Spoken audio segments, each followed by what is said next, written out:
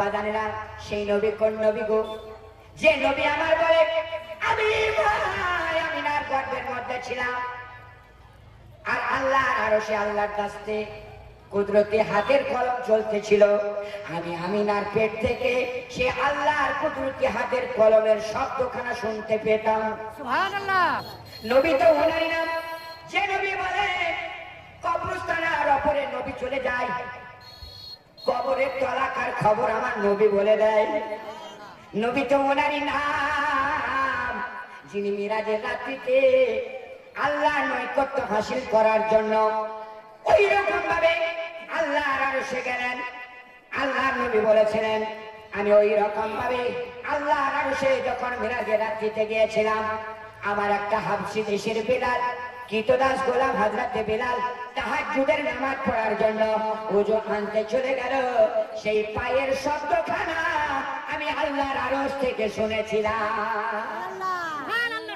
শুধু তাই নয়, শুধু তাই নয়, নবী তো ওনারই নাম।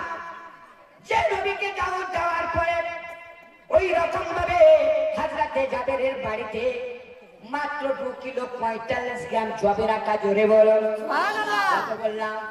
2 কিলো 45 গ্রাম। এই 2 কিলো 45 গ্রাম জবের আটাতে নবীকে জাবের দাওয়াত দিয়েছে। আল্লাহ নবী আমার মসজিদে নববীতে সমস্ত সাহাবাকে দাওয়াত দিয়ে দিয়েছে। সুবহানাল্লাহ। সাহাবাদের বলে সাহাবারা রে, আমার জাবের আমাকে দাওয়াত দিল, আমি আনন্দ করে ওই জাবেরের বাড়িতে যাব, তোমরা আমার সাথে যাবে। নবীর সঙ্গে সমস্ত সাহাবারা এমনকি সঙ্গে চলতে লেগে গেল। জাবেরের বড় মন ভারী হলো। বিবিকে গিয়ে বলে বিবি গো, আমি তো নবীকে দাওয়াত দিতে গিয়েছিলাম, আল্লাহ নবী দাওয়াত গ্রহণ করলেন। একই দৃশ্য দেখলাম মসজিদে নববীতে হাজার হাজার সাহাবাকে আল্লাহ নবী দাওয়াত দিয়ে দিয়েছে, জোরে বলো সুবহানাল্লাহ। কিন্তু বাড়ির মধ্যে কত কিলো আটা ছিল ভুলে গেলেন? 2 কিলো 45 গ্রাম জবের আটা। আল্লাহ নবী কথা শোনার পরে জাবেরের স্ত্রী স্বামীকে বলে স্বামী গো, বেচাইন হবেন না, আপনি পেরেশানি নেবেন না, আমাদের মেহমান নবী পাক সাহেবের আওলাদ, আমরা আমাদের নবীকে দাওয়াত দিয়ে দিয়েছি, আমরা নবীর সম্মান রাখবো। নবী যাদেরকে দাওয়াত দিয়েছে সেটা নবী বুঝে নেবে, সেটা নবী। আমাদের বাড়ির মা বোনদের মতো নয়, কেমন নবী প্রেমিক ছিল, এই জন্য চুপচাপ থেকে গেল। সুবহানাল্লাহ। বিস্তারিত বলতে চাই না, নোট কথা বলে জানাই। একটা ছোট্ট ছাগলের মাংস, তারপরে দেখা গেল 2 কিলো 45 গ্রাম জবের আটা রুটি বানানো হলো। বন্ধুরে, আল্লাহ নবী একটা চাদর দিয়ে দিলেন। চাদর ঢাকা দেওয়ার পরে আল্লাহ নবী সেই খানার মধ্যে একটু লাভে দেহান দিয়ে দিলেন। দেওয়ার পরে জাবেরকে বললেন জাবের, এবার তুমি খাওয়াতে শুরু করে দাও। খাওয়াতে শুরু করে দিল, কিন্তু দেখা যায় এখনো পর্যন্ত রুটি মাংস শেষ হয় না। এইভাবে দেখা যায় সকলের পেট ভরে গেল। আল্লাহ নবী বললেন ওরে আমার জাবের, শোনো শোনো, তোমার মেহমানদেরকে জিজ্ঞাসা করে দেখো আরো কারো মাংস লাগবে না রুটি লাগবে? সকলে উত্তর করে বলল ইয়া রাসূলুল্লাহ, আমাদের আর কোনো রুটি মাংস লাগবে না, পেট আমাদের ভরে গেছে। বন্ধুরে, সেদিন ওই রকম ভাবে আল্লাহর নবীর সঙ্গে কতজন সাহাবা ছিল একটু জানে নিতে হবে, বুঝে নিতে হবে। 2 কিলো 45 গ্রাম জবের আটার মধ্যে ওই রুটিতে আল্লাহর নবী আমার 3000 সাহাবার পেট ভরিয়ে দিলেন। নারে তাকবীর, নারে রিসালাত, নারে হায়দারি, মাসলা কে আলা হযরত, নারে তাকবীর। 3000 সাহাবার পেট ভরিয়ে দিলেন। বন্ধুরে, চিন্তা করেন নবী তো ওনারই নাম, যে এক পেয়ালা দুধের মধ্যে আল্লাহ নবী রহমতের হাতের মধ্যে নিয়ে নিলেন। আর নিয়ে নেওয়ার পরে সুবহানাল্লাহ 70 জন আসাবে সোফা একটা জগ ও জিহাদ থেকে ফিরে আসছেন কার দরবারে? নবীর দরবারে, জোরে বলো সুবহানাল্লাহ। কার দরবারে? নবীর দরবারে। সকলে বলতেছিল আলাতাস আলাতাস, পিপাসা বুকে নিয়ে আল্লাহ নবী দরবারে হাজির হয়ে গেল। বিশ্ব নবীর দ্বারের মধ্যে এক পেয়ালা দুধের পেয়ালা।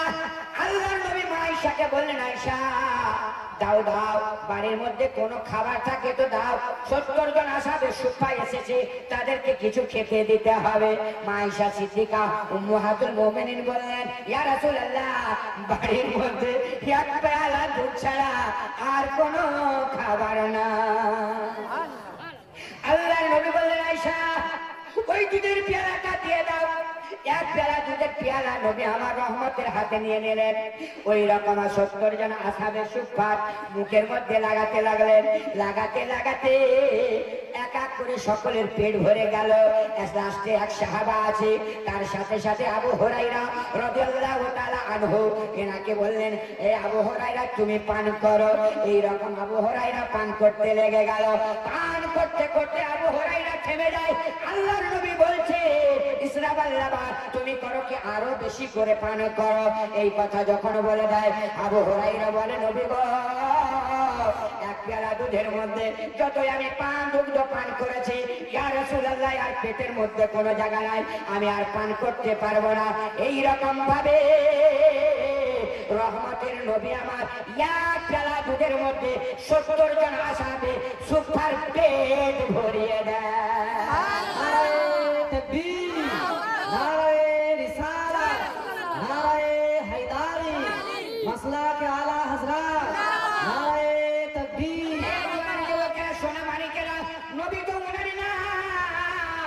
যে নবী কবরস্থানে গেলে কবরের তলেকার খবর বলতে পারে, নবী তো উনারই না। যে নবী লবে দেহান দিলে ওই রকম ভাবে বিষ সঙ্গে সঙ্গে পানির মতো হয়ে যায়। জোরে বলো মনোযোগ। সেই নবী কোন নবী একটু চিন্তা করে দেখেন গো বন্ধু আমার। সেই নবীর ওপরে কেমন ভালোবাসার দরকার, সেই নবীর ওপরে কেমন প্রেমের দরকার। নবীর যদি প্রেম আপনাদের বুকে না থাকতো, তাহলে মির্জি সারজামিনে ওই রকম নবীর ধার নবীর ঘর প্রতিষ্ঠিত হতো না।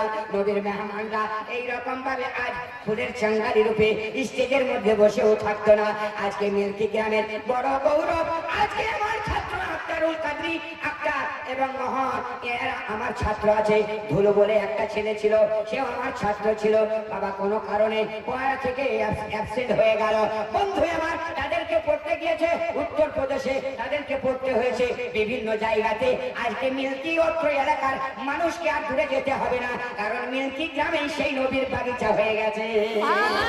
নোরে নোরে নোরায় নোর এসেছে, মিল্কি গ্রামে দেখো ফুল ফুটেছে।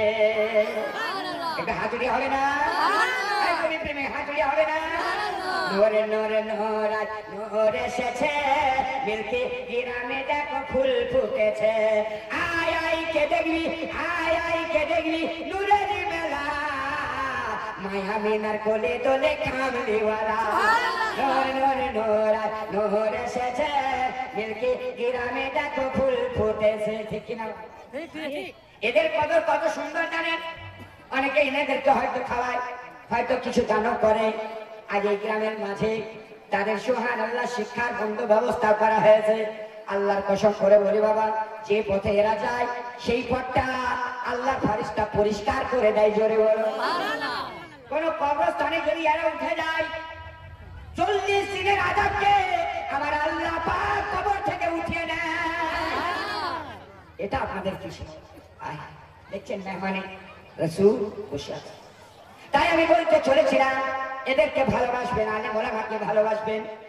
সুবহানাল্লাহি বিহামদিহি। যেমন সাহাবারা নবীর প্রেমে পাগল হয়েছিল। বন্ধু আমার ইমানটাকে মজবুতি করবেন। হাদিস পাকের মধ্যে এসেছে, লা ইউমিনু আহাদুকুম হাত্তা আকুনা হাব্বা ইলাইহি মিন ওয়ালিদিহি ওয়া ওয়ালাদিহি ওয়ান নাসি আজমাইন। অতক্ষণ পর্যন্ত পাক্কা মুমিন মুসলমান হতে পারো না যতক্ষণ পর্যন্ত জানো দিল থেকে, টাকা পয়সা থেকে, বিবি বাচ্চা থেকে আমার রাসূলকে প্রিয় না ভাবতে পেরেছো, ততক্ষণ পর্যন্ত তুমি পাক্কা ইমানদার হতে পারো না। সব চাইতে মানুষের জন্য আমাদের জানের জান, প্রাণের প্রাণ, ইমানের ইমান আমার নবী মুস্তাফা। বন্ধু আমার কেমন ভাবে আজকে হয়তো একদিন হাত জাগার জন্য মানুষ এলোমেলো ভাব করবে। সকাল বেলায় কাজে যাবে না, ঘুমটার হয়তো ছাড়বে না, ফজরের নামাজ পড়বে না, ঠিক কিনা? যেমন আমরা নবীর আশিক, বন্ধুরে একবার মনোযোগ সহকারে দেখো, আল্লাহর নবী, দয়ার নবী, রহমতের নবী, যে নবী মক্কাতুল মুকাররমাতে 53 বছরে জিন্দেগি নিয়েছিলেন, জোরে বলো সুবহানাল্লাহ। ইসলামের মোবাইল ডিগ্রি করলেন, দাওয়াত দিলেন। আর সেই রকম মক্কা ছেড়ে মদিনাতে নবী কত বছর ছিলেন? কত বছর? 10 বছর। ইশারাতে বুঝতে পারছেন না? আকালমান না ইশারা কাফি আছে? জি, মক্কা ছেড়ে নবী মদিনাতে কত বছর ছিলেন? 10 বছর। বন্ধু আমার, মক্কার লোকেদের কাফেরদের উৎপাদনের কারণে বন্ধুরে আমার, আল্লাহর নবী তো জানের ভাষা, যে নবী বাইতুল্লাহ কাবা ঘরে ইবাদতের উদ্দেশ্য কি যখন নামাজ পড়তে যায়, নবী আমার সেজদা দিয়েছে। কাফেররা আল্লাহর নবীর মাথার উপরে ওটের শিক মেখে রেখে দিয়েছে। যে নবী উহুদের ময়দানে, যে নবীর দন্ত মুবারককে কাফেররা নির্মমভাবে শহীদ করে দিয়েছে, যে নবীকে এইরকম পাগল হিসেবে তারা পাথরের আঘাত দিয়েছে, রক্তে রক্তাক্ত শরীর বানিয়ে দিয়েছে। এত কষ্ট, এত দুঃখ, এত কষ্ট, এত দুঃখ আমার নবী উম্মতের কারণে সহ্য করে নিয়েছেন। কিন্তু আমার আল্লাহ জিবরিলকে বলে, জিবরিল শোনে না, জিবরিল রে, যাও যাও আমার মুস্তাফাকে আর এই অত্যাচার, এই রকম কষ্ট, আঘাত, ব্যথা, বেদনা আর সহ্য করতে হবে না। বলে দাও ইয়া রাসূলুল্লাহ, মক্কা নগরের মানুষকে আপনি তো ভালোবাসা দিয়েছেন, আপনি তো প্যার ও মোহাব্বত করেছেন, আপনাকে তারা সবাই চিনতে পারলো না, তাই মক্কা ছেড়ে আপনাকে মদিনায় চলে যেতে হবে। একদিন আপনি